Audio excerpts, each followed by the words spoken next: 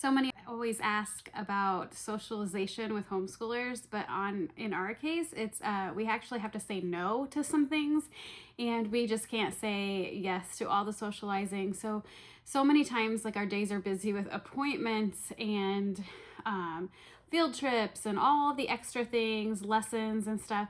And we have a lot of busy days. So today I'm going to share 5 of my tips for how we kind of tackle the busy days. Hi, welcome to Schulte Sweetie's Homeschool YouTube channel. My name is Stephanie and I'm a mom of 3 girls ages 13, 9, and 7.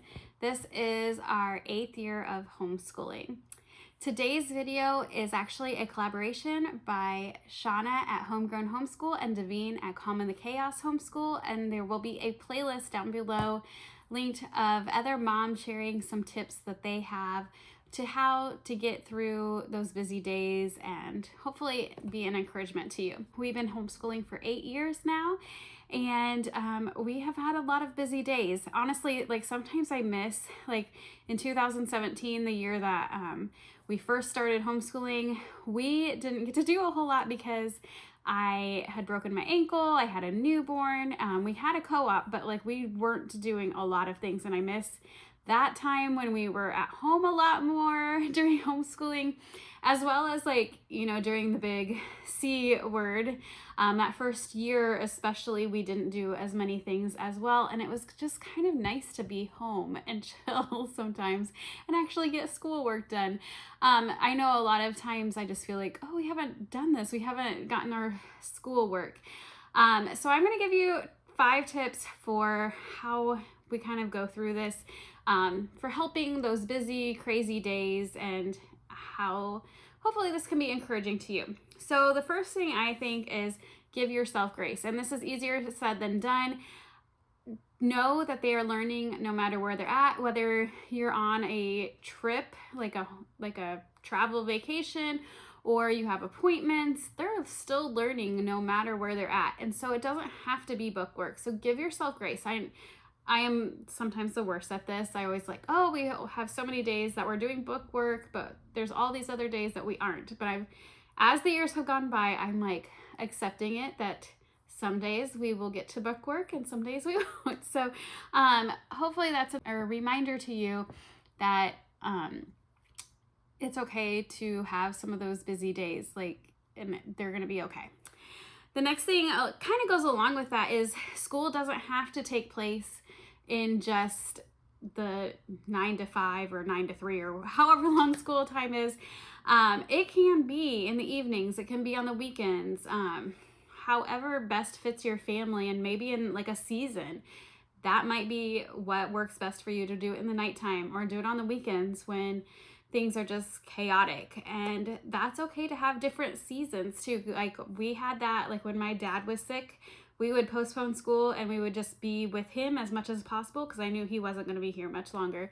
So it's okay to take that time that you need to do the busy things, and then just do school at different times.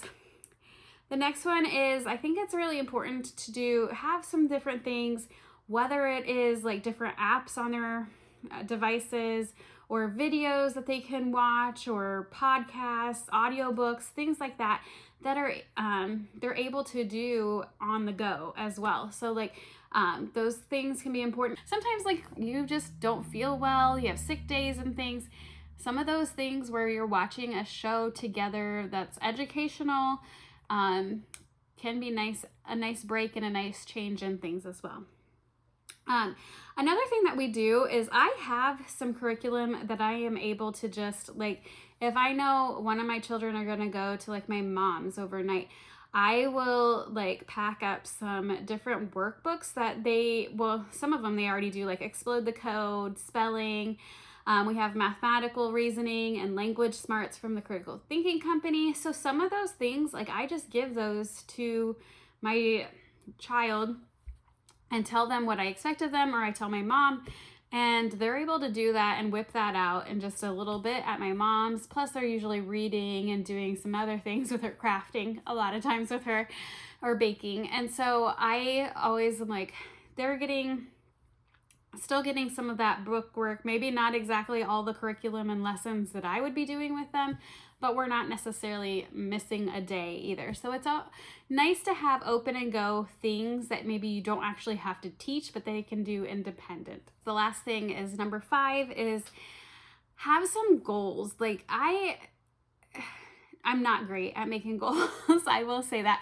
We are in a public virtual school, and this is our 5th year in this public virtual school, and I feel like this is the first year that I usually have to turn things in every few weeks or so, and I'm always like stressed out, like, oh no, what do we need to turn in this week? We have like these goals, and one day this month I sat down for this year and have a plan, and it has been so helpful actually in my day-to-day homeschooling to have a plan of what I want to accomplish and when I want to accomplish it.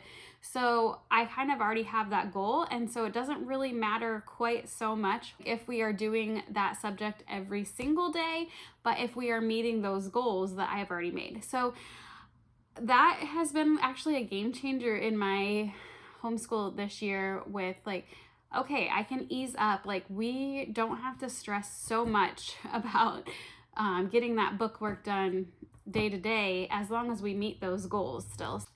So those are my 5 tips on how to get through those busy days, those chaotic, hard times days. And hopefully it's just a season, but if it isn't, I hope that you are encouraged and that you know that you are not alone and that you can do this as a homeschooling mom.